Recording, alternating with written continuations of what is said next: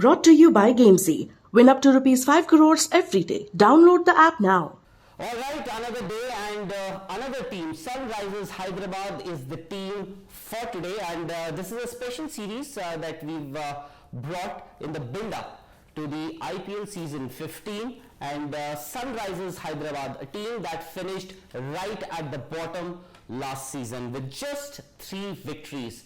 Nikhil Naz, my colleague, joins me, and I'm sure there are a lot of loopholes that Nikhil might just find in this team, but this is exactly the reason I am going to find very limited number of maybe a few I'm going to loopholes. surprise you with something I will say. A lot more. No, I think this is not a bad team. This is not a bad team. They could be fighting for a playoff spot. Well, I think if I remember correctly, the playing 11 that we discussed, Nikhil didn't rule them out at least from the playoffs, if I remember correctly. Yeah. I said they will be there mid, but will fight for the playoff. But Nikhil, who are we when we have somebody like the greatest of all time, Mr. Sunil Gavaskar? Sunny bhai, what do you make of this team under Kane Williamson? Last year, if you realize, Sunrisers Hyderabad got into a bit of a situation where they had to leave out the captain who started the season as the captain, David Warner. So they had to leave him in the UAE leg of leave him out of the team in the UAE leg of the tournament, and that's never a good sign when you change captains midship, and so there could be just a little bit of a turmoil in the ranks. Now whether that turmoil with the exit of Warner and a couple of other players, whether that turmoil has gone, we'll just have to wait and see. But again, it's a team that needs to start off well. If they start off well, then they can go all the way. When they don't start well, then they are a team that can go down very, very quickly. So Saiva raises a few interesting points, says that this team needs to start well. Everything will depend on how they start, and I tend to agree with what Saniba is saying. But before we go ahead in our programming, and remember, this is slightly different to the 11s that we made. Firstly, thanks a lot for your overwhelming response and watching our 11s. We tried our best to make the 11s the best possible 11s that we thought. And this edition of the content that we're creating is mostly getting a bit more deeper into what the teams may look like and the questions facing each team when they take the field. So we're trying and answering those questions. Before we get started, as a reminder, a big thank you to our sponsor in Gamezy. Don't forget to download the Gamezy app. You stand a chance to win up to 5 crore rupees. On that note, Rahul, team Sawal, 3 big questions we usually take. Have you got? Burning questions. Burning questions. Let's go with it. Okay, so where should Kane bat? Is he opening? Yeah, Kane Williamson has to open for me. Is he the best opening option for Sunrisers Hyderabad? I'm giving you 3 options. All right. Kane Williamson and Rahul Tripathi, Kane Williamson and Abhishek Sharma, and Rahul Tripathi and Abhishek Sharma. What's your opening combination, or you have a completely different opening combination? I had actually, when we were picking our teams, I had picked a completely different opening combination, that is Williamson and Markram. And I know people will point out that Abhishek Sharma is going to open because Muthaiya Muralidharan has already said that he is going to open. That's fine. We are picking our 11. It's not cast in stone that even if a co-owner or a mentor or a coach a couple of months ago announced that this will be the combination, it's not cast in stone that is going to happen. So you said? I had actually picked Williamson and Markram to open. I know Markram has been batting middle order for South Africa. The follow-up question. Yeah. Will that not weaken the middle order, something that has troubled Sunrisers Hyderabad in the past? I didn't think so. I'll tell you why. And then my middle order was like this. It had Puran and then Tripathi and then Abhishek Sharma and Abdul Samad. Why I did that is because I've said this before, that Tripathi had an outstanding season for KKR batting in the middle order. He was batting at number 4, so I would like him to bat at that position.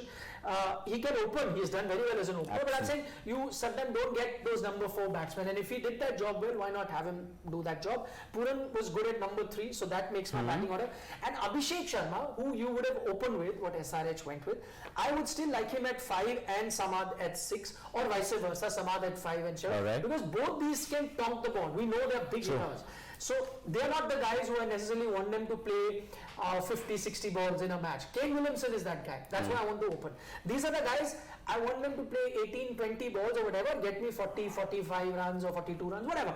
And I think both these batsmen have that talent. Having said that, I know Abhishek Sharma has started opening in domestic cricket for Punjab as well. So maybe he's preparing, maybe he opens, maybe that puts Markram in the middle order, makes it strong, fair enough. Exactly. But Williamson, coming back to your question, is opening for me, and I will give you another answer which you've not even asked. But I will tell you, if I had to pick one player to win the orange cap, and there are so many options, right? So many, from Rohit Sharma, Virat Kohli, KL Rahul, so many. I'm going to pick Kane Williamson. Kane Williamson. Slow and steady wins the race. He's not that slow. I know. And orange cap is not about strike rate. It's about maximum. And KL Rahul also plays a lot of copybook shots. Yeah. You said Kane Williamson. Now, wait for my second question. Injuries. Yeah, he's coming off an injury. Exactly, and in fact, he's coming off an injury. There have been times in the past, in the recent past, I think ever since he played the World Test Championship final, that elbow injury has been troubling him a lot. He had to miss out on a few tournaments or a series. So I'm not saying these players are carrying injuries, but they are injury prone. Kane Williamson, T. Natarajan, Washington Sundar twice. Of course, there was a time when he tested positive for COVID also, but still, and Bhuvneshwar Kumar. Four important players for Sunrisers Hyderabad are injury prone. I'm not saying they are injured. So question 2 is it a worry for Sunrisers Hyderabad that they've got a lot of players in their 11 who are injury prone? And I think that's a very valid question. You can't deny the fact that Williamson has been injured a few times. Sundar has gotten injured. Either he got COVID or he got injured, missed out on those India chances. Bhuvi has had that recurrent injury again and again.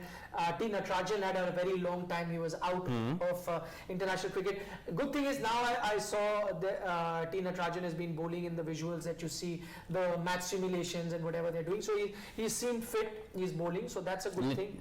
But he's not in my 11. You should ask him. No, but I'm saying, all the options. No, it's a valid concern. I would be worried, but then again, that's not in your control at the moment. Team has been made. You just hope everyone is there. Because he is a left arm fast bowler.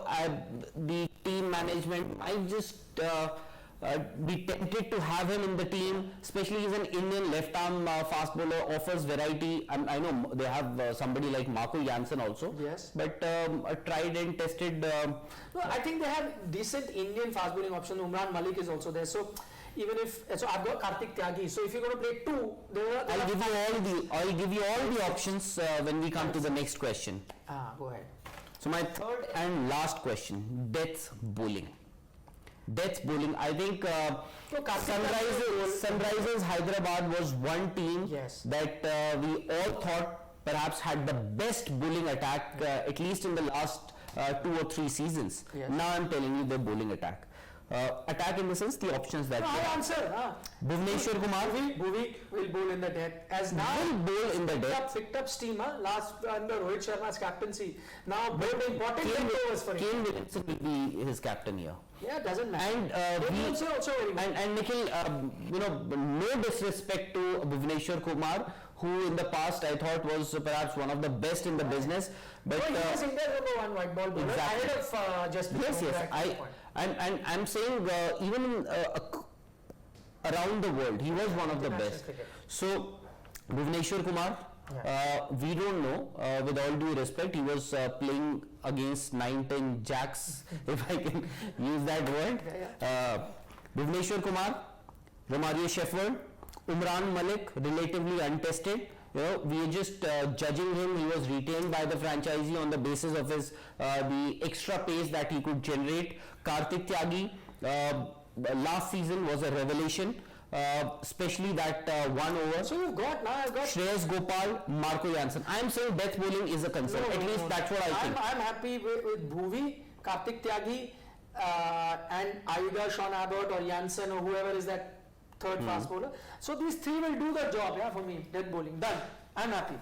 You're happy? Yes. And you've already announced that you won't be surprised. I'm saying you won't be surprised if Sunrisers Hyderabad eventually make it to the playoffs. They won the IPL in 2016, the exceptional season that Virat Kohli had. So hopefully, yeah, 2016 you would remember. Yes, of course. I think he scored around 4 centuries if I'm not wrong, or 3. I think 3 or 4 centuries he scored. It was an exceptional season for him. But for Sunrisers Hyderabad, we'll have to see if they can turn it around, just like Chennai Super Kings did last season. From the bottom, of course, Chennai didn't finish at the bottom, but Sunrisers Hyderabad from bottom, can they rise right till the top? You can tell us in the comment section. Do post that, and don't forget to subscribe to Sports Today for more such content.